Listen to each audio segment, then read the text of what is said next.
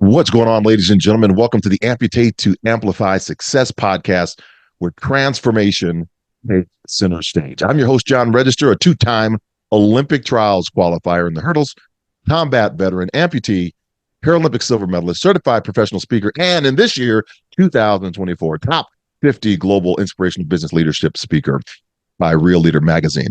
Amputate to Amplify podcast takes a deep dive into the lives of senior C-suite leaders and inspirational influencers who've turned adversity into advantage and obstacles into opportunities. In other words, what these leaders do is they have amputated to amplify their success. Amputate to Amplify Success podcast uncovers the raw, real stories behind the corporate facade. We're talking about the challenges, the pitfalls, and most importantly, the victorious turnarounds that define true leadership. Be prepared to be inspired to act and transform your obstacles into opportunities. So let's amputate to amplify right here, right now.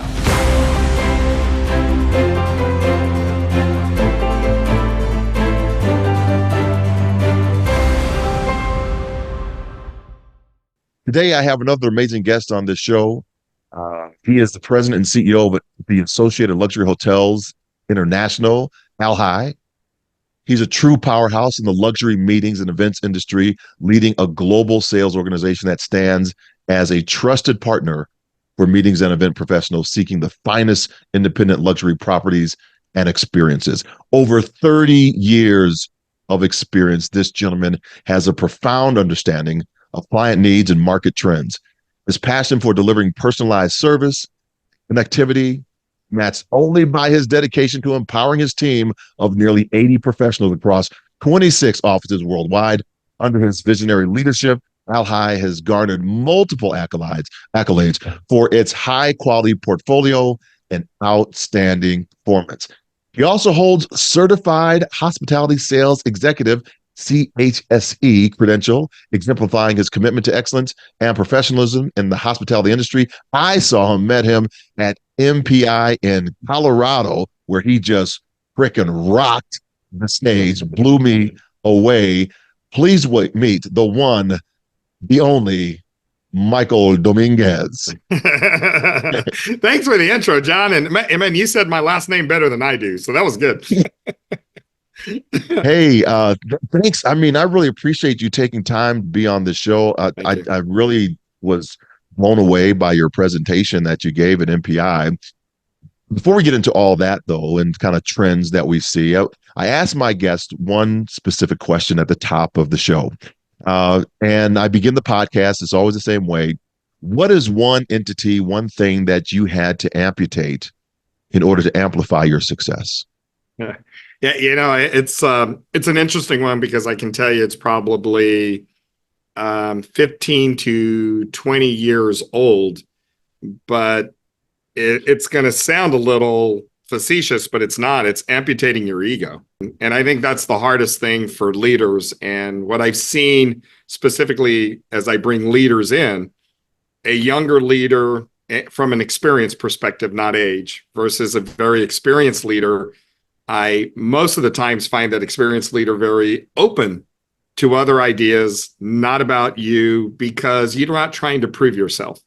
And I think that's important for people that are young or early in their leadership journey, is to understand, how do you cut out your ego? Because we all have it.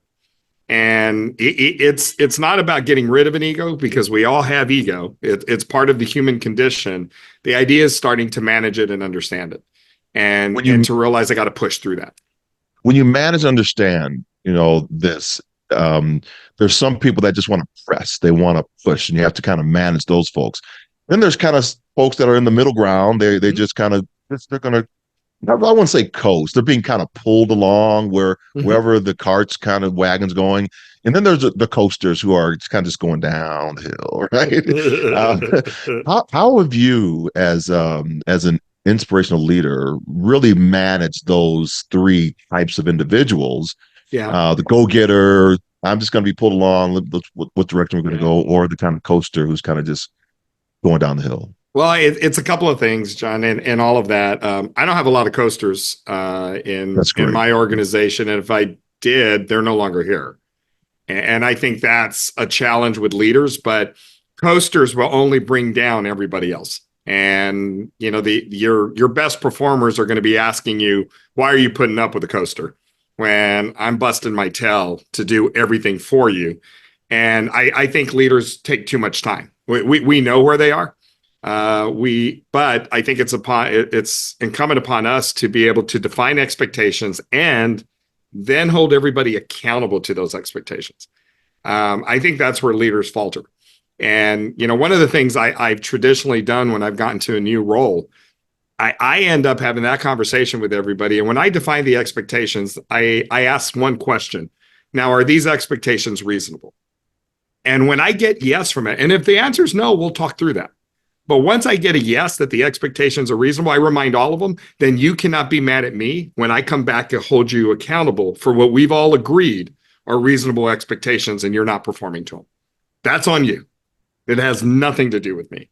But I think too many leaders go to correcting that people aren't living to the expectations, but they've never clearly identified, here are my expectations. Here's what we expect. This is what it looks like every day. And one is words.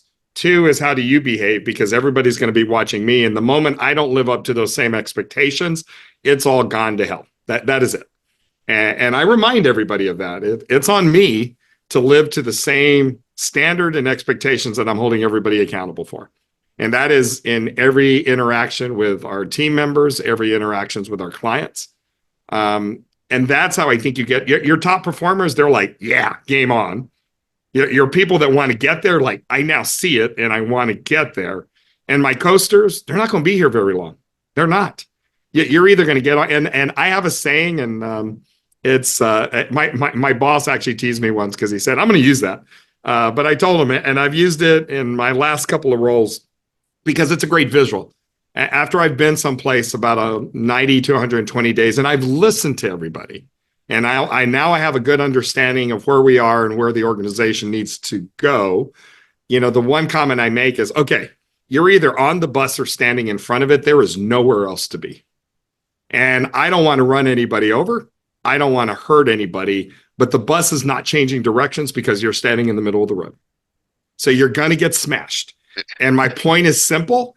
Get on the bus. And this isn't a good to great thing. Get on the bus or get out of the way. And it is your choice. But this is where we're headed. And what you just did, John, is why I use that analogy. Everybody laughs. So it takes a little bit of the tension away, but it's a visual and making a point for everybody to say, we're now here. So let's go. And then, but I do caution leaders, because I even heard it with one of my senior people. She called me soon afterwards, and we're having our one-on-one, and she made a comment very simply. She's like, okay, I'm on the bus. But she had an opinion she wanted to give me. And I said, let me clarify something for you. You having a different opinion, you having a diverse perspective is not being on the bus.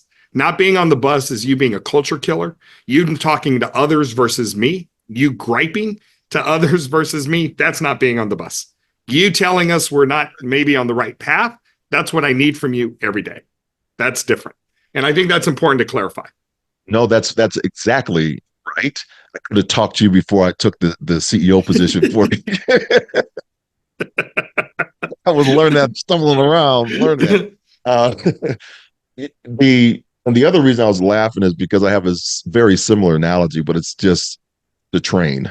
That's all. With many cars, right? And that's hard to stop.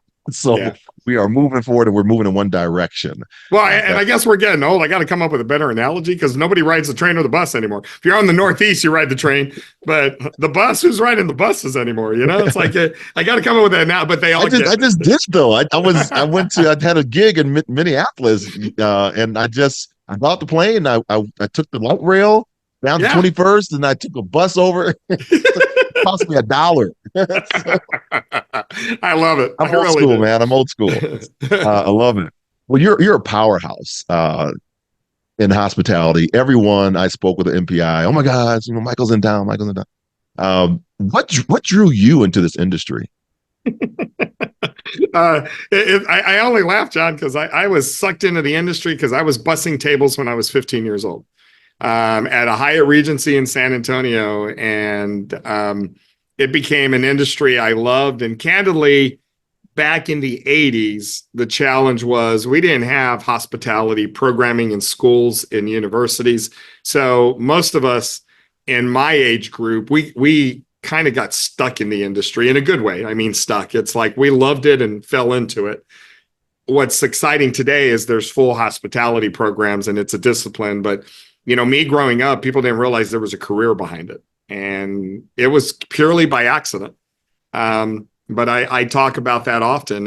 I did operations for 9 years and started bussing tables and waiting tables and then managing a restaurant and then got moved to manage another restaurant and they got moved. I was all food and beverage for my first 9 years. And, I think one thing out of that experience for younger leaders specifically, I had people that took a very dedicated interest in my career. And you're going to run across those people. And I'm going to go back to ego. When they're telling you things and they have your best interests in heart, get your ego out of the way and listen. And you know what I've never understood, John, and you said your background. I don't understand how anybody who's played sports, a coach will correct us on improper technique or what we need to do. But as soon as we get into the office, we're offended. We're offended that our coach is correcting us on something we need to be doing better. I don't understand why there's such this disconnect, because that to me is emotion and ego as we're moving into the office, instead of understanding it, is somebody right? Because if that's accurate, and I don't even say right, I use the word fair often. I always say, okay, that's fair. That's a fair comment. It doesn't mean it's accurate. It doesn't mean you're wrong. It just means that's fair, that to be able to say something like that. And I think I was fortunate because I had a really, really hard leader that started me in my first management job. And they always told you, though, if you survived him, you'd survive anything, in a good way. He did it all out of love. He did it all out of growing you, but he didn't hold back. And he would tell you exactly what he was thinking, And I'll never forget, it was my very first review as a manager. And I'm sitting in his office and, he starts his review and he's like, "You're brilliant." And you're sitting there going, "All right, this is going to be great." And then the next statement was, "And you use this much of your brain." And it was intense. But you know what he was telling me?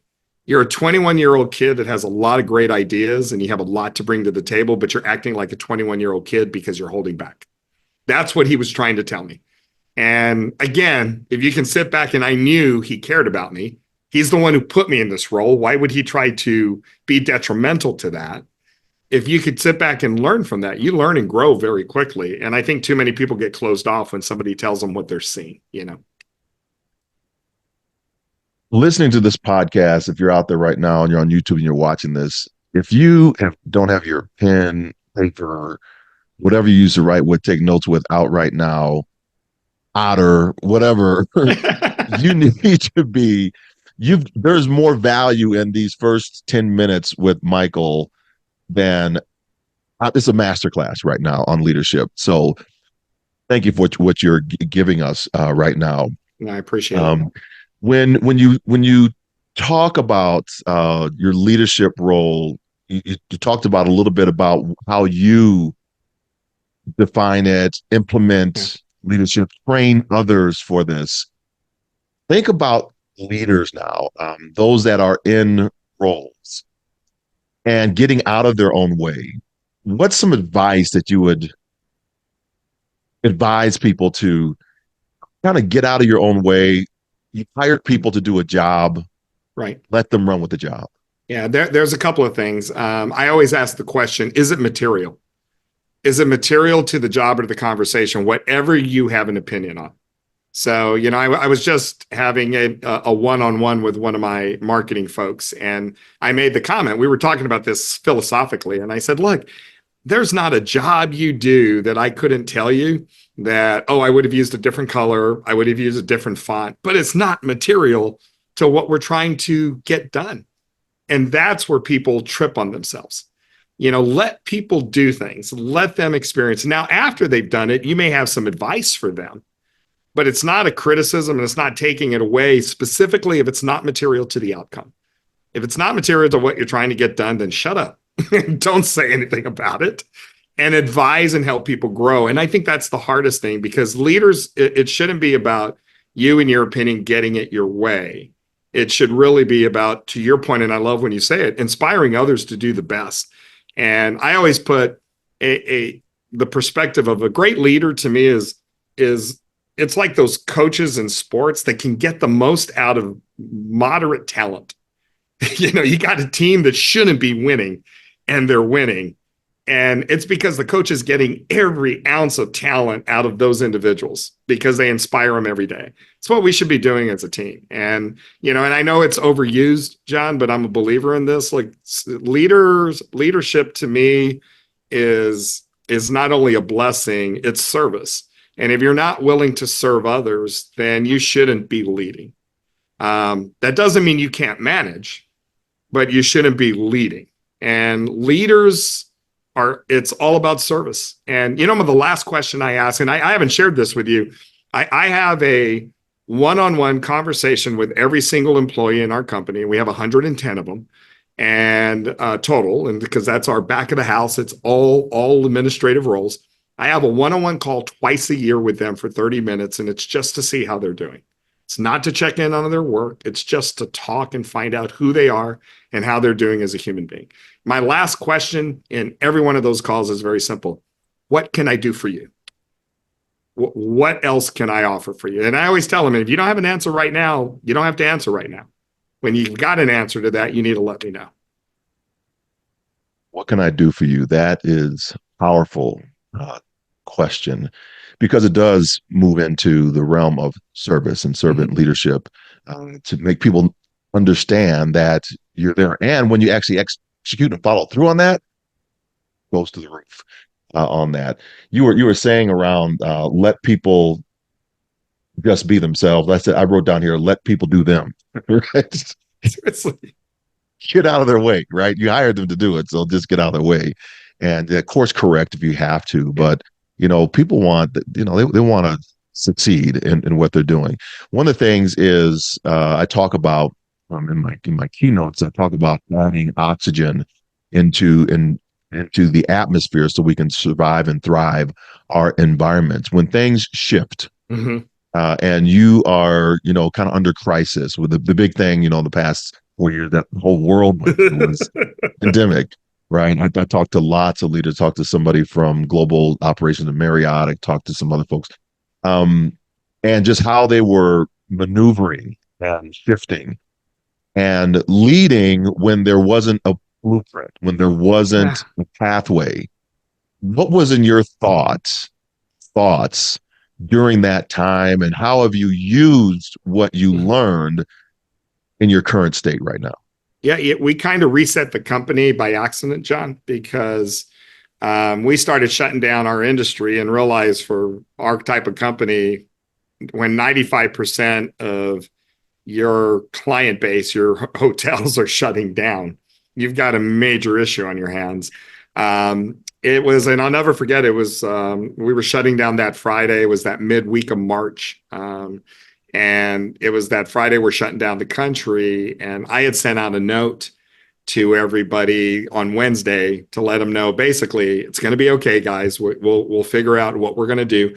And I had one of our GSOs, very senior, that said, "Hey, Mike, can we jump on a quick call? Because, the note is appreciated. Your voice is wanted and you're calming."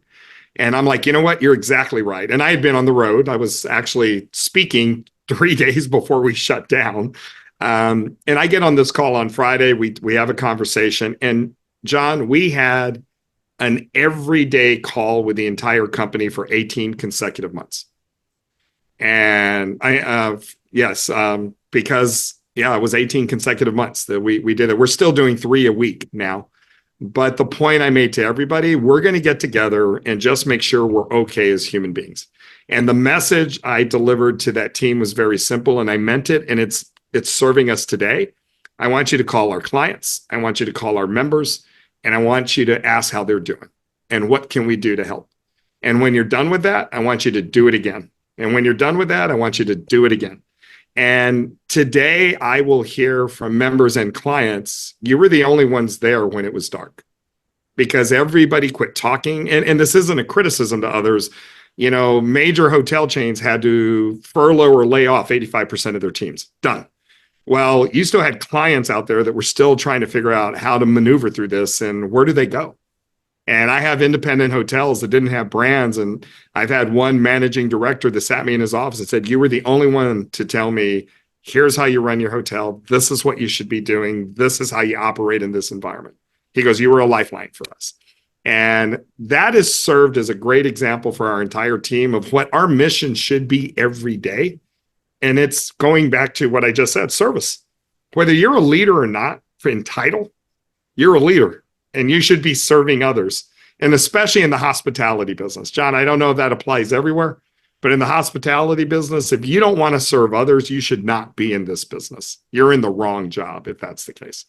Yeah, yeah, especially in hospitality. But I see that in everywhere, right? I mean, and that's the whole concept around adding oxygen. I call it inspiration because that is the breath. In the Latin word, it's inspiro, the Latin word that means to breathe into. And so if I'm breathing into people constantly and others are breathing into me, then we're always expanding. We're always showing up with that servant heart leadership. So, ladies and gentlemen, we're talking to Michael Dominguez, in powerhouse in the luxury meetings industry, just dropping bombs on this show. So I appreciate it. We've been learning a lot. Get on the bus. Have these full hospitality programs, for kids just getting started, going back in leadership. Leadership is service, and then the last thing we're just talking about is having a calming voice when crisis comes. Right before the pandemic, I was speaking. My last speech before that time was at the request of then Secretary Mike Pompeo. Yeah. So I've been with lots of secretaries of country and secretaries of state, and it was at a chief of missions dinner. It was an amazing honor to kind of be in there with all of our U.S. ambassadors, so serving across all these posts across the world, and they're kind of getting their marching orders. And for those that don't know, our ambassador corps, 50% of them are career people and 50% are appointees. Mm. So here we are in a room and we don't know what direction America's going to take yet, but America is being asked to leave many countries during this time. And they can't get our expats back to the United States because other countries are shutting down because death is really, they're trying to figure out what they're doing with all these, death that's happening in their own countries.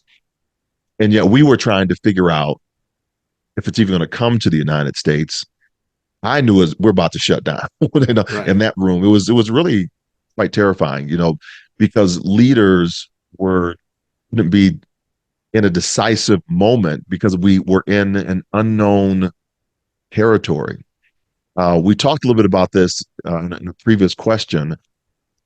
From the standpoint of the employee, the person that's being asked to change, yet there might be some resistance from another area. How do you help people navigate that dynamic when the company's going this way, but you clearly see with your clientele or another reading tea leaves that something else is happening? How do you manage that? Well, I think at that point, being concise with communication is so important, and to be able to reiterate it. I think too many people. I love.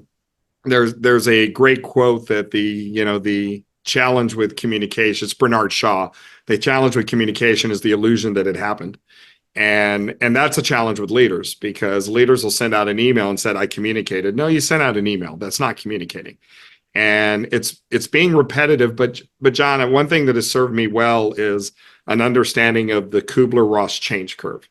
And there is something called the Kubler-Ross change curve that very much looks like a grieving cycle or a grieving curve that every human being goes through. And the reason that's so important is to understand when change is being made, when you're making these dramatic pivots one way or another, to understand that everybody is at a different place on that change curve. And that doesn't make them a bad employee. That doesn't mean they're not going to be a team member that's with you long term. It means you have to have enough emotional intelligence to understand that not everybody is where you're at. And, some people go through that curve in 5 minutes. Some people take 5 weeks. Some people take 5 months. You can't have unending patience, but you have to have enough patience to know that people will struggle. And as long as they're not being toxic to the situation, you have to allow people the opportunity to struggle. And I think too many leaders are like, hey, we said we're going. Why aren't you on board? Well, that's not being a human being. That's not how human beings work. And having enough emotional intelligence to understand that will make you better. I love that. That kind of gets to one of the core three in my model, called the amputate to amplify action model. And the last phase is the renewal.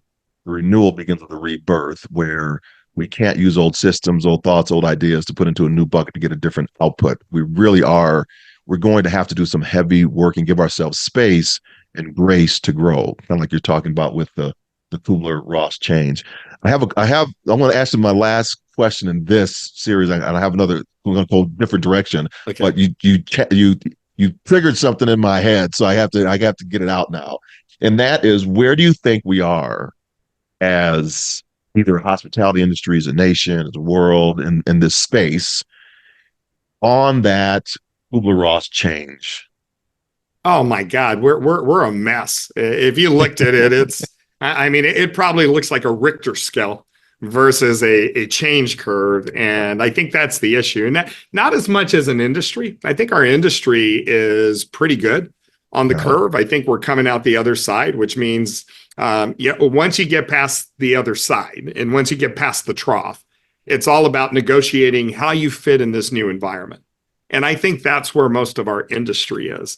I think there's a lot of chaos, globally. And John, something even outside of the US that we tend to talk about much, I have been talking about, and you saw it when I was in, at the MIC in Denver. 60% of the world's GDP has an election this year, and you're already seeing it. What's happening in France, what's happened in Mexico, what's happened in India, it's creating a lot of change, and we don't know what that change looks like. So when you're asking about the curve there, I can tell you those countries, they're on the downside of that curve. And the thing we all have to be prepared for at the trough becomes anger. And anger is actually really good. It used to tick my people off because I get excited when they're angry because I know what's coming. Because once you get past anger, the anger is there because the change is permanent. And what comes after that is you accepting it and now understanding you need to negotiate how you fit in this new environment. What does that mean for you personally? I think worldwide, we haven't gotten to the anger yet. And we're going to have an election year here. And regardless of the outcome, we're going to have to get to the anger before we start to move forward. And we tend to do that through most cycles. Yes. I will not go down. I will not take the bait and go exactly. No, it's not bait because it's like no. Yeah. What I mean is, there's so many thoughts in my head right now that fit with what I share with clients or companies. Well, we're like right on the same page, so I'm not going to take that bait to go down that hole and just keep on going on this conversation. Good. But the kind of shifting gears now, as we get ready to start closing down. Two other questions I really have for you. One is, who inspired you the most? What did they do to inspire you? And because of that inspiration, who have you inspired because that person inspired you? It's going to be, you can go through all kinds of work inspiration, but my inspiration is going to come back to my mother. And she's still my inspiration today. I mean that. And the older I get, the more I understand how much she did for me personally, how much sacrifice she had to make. And when I talk about inspiring, John, she stood up to very much a cultural identity that we grew up in. And I told her this the other day. She called me on my birthday and we were talking, and I told her, you have changed every generation to come in our immediate family because of your decision to stand up and say, we're going to have a different lifestyle. We're going to have a different life, and we're going to have different priorities. And with Mom, it was all about school. It was all about our immediate family. It wasn't about necessarily hanging out, barbecuing, drinking, and partying every weekend. And that was a cultural thing in a very traditional Hispanic family. And my mom broke that cycle for our family. And I think about me, my brother, my nephew, my kids. They don't think that way. And they have changed that cycle for every generation to come. And that's inspiration, because it took a lot of strength for my mom to stand up, to say the only thing that matters is what she does for her children. And I think too many leaders don't do that. We're afraid to stand up for what we think is the right thing to do, even in an organization, even though we're going to take some heat, and understand that change curve is going to be painful. It all comes to that. And that inspiration I bring every day, because I know I need to stand up. And there's one quote that I'll leave you with on that side of it. And it was he was the COO of the U.S. Travel Association at that time. He's now the CEO of the U.S. Travel Association, Jeff Freeman. But I'll never forget this quote. And it's something I always use as a filter for myself. He says, you'd rather have critics than be irrelevant. The only reason you have critics is because you're relevant to the conversation. And if you're going to lead, you're always going to have critics. So don't worry about that. And that is what I've told my team, because I always have to define it, because I use the words, I don't care. What I mean by that is I don't care that there's some people that will disagree. That's not my job. It's not that I don't care about them, but I am okay that some people are going to say, I don't agree. I want diversity of thought. I want everyone's input. But at the end of the day, as I tell them, unless they're going to sit in front of the board to defend the idea, it's not their call. It's mine. But I want their input to make really good decisions. And I think that's where people close out. And one thing I think that has eased the conversation within our organization, I've always told them, please don't sell me. Just tell me what your thoughts are. Because if you come at me trying to sell it, you're disappointed that you don't win. You're disappointed that we don't go your way. Then that's not you trying to advise me. That's you trying to sell me. And one thing I did when I had a very big role in my previous life at MGM, I was reporting to the COO, and originally was reporting to the president, and then he was going to go build a whole bunch of buildings. So they said, you need to go report to the COO in the interim. And the first meeting I had with him, John, I told him, my job is to give you my unadulterated opinion. And your job is to make a decision, and I will support it 100%. Period. That's my job. My job is to tell you what I think so you can make an informed decision. But it's not for me to get my way. And I think too many people are trying to get their way with their leaders. And I try to explain to our team that, because then you'll hear people say, you don't listen. No, I listen. I disagree. There's a difference. And that's where maturity starts to take over. And I think it will make everybody easier in their life if they understand their job is to state an opinion, but no, there's diverse opinions for a reason. Whew. So usually I ask a question and I'll say, do you have any words of wisdom or mantras that guide you? But holy cow, your whole presentation today was that. Well, thank you. I mean, these are things I live by. And there is one word of wisdom you'll see behind me. I've got my San Antonio Spurs jersey. Everybody's got, that's my Duncan jersey, but I got Ginobili in front of me. You can't see. The thing about the Spurs, it's not that I'm just a fan of them as a basketball team. It is their culture. And they were studied in the book Culture Code that every one of my team members gets when they come here. And everyone has a rock sitting on their desk, John, that has this story. And it is the only thing in the Spurs locker room. And I've seen the Spurs locker room. I was invited to go see it after they heard me talk about them as an organization. And it's a poem by Jacob Riis, who was a 1920s immigrant rights activist. And the poem simply says, When all hope fails, I think of a stonecutter hammering away at a stone more than 100 times with no success. And on the 101st strike, the stone will split. And I know it's the 100 strikes before it that split the stone. Now, our mantra, and everyone has this, and I love that I get emails every day from my team that says, we're just pounding the rock. Pounding the rock is a mantra of, are we better today than we were yesterday? It's a mantra of perseverance. And if you look at the Spurs and even what they're doing right now, they're not giving away their future to win right now. They're making their team better, though they got a good shot at making the playoffs this year. And then they've got all the draft capital and all the room in the world to do whatever they need to with Wemby when he gets there. That's pounding the rock. It's not just about this season. And most people don't know that over the last 30 years, they were the most winning franchise in any sport. And nobody knows that because they're so understated. And so that is my one piece of advice is about the question you should ask every day. Am I better? Are we better than we were yesterday? Because if you are, that's pounding the rock and we're making the right progress and we're moving to something that's going to be beautiful down the road. Ladies and gentlemen, Michael Dominguez. Wow, just incredible podcast. Thank you so much for gracing us with your insights, inspiration, and taking us on a transformational journey by helping us amputate fear and amplify our lives.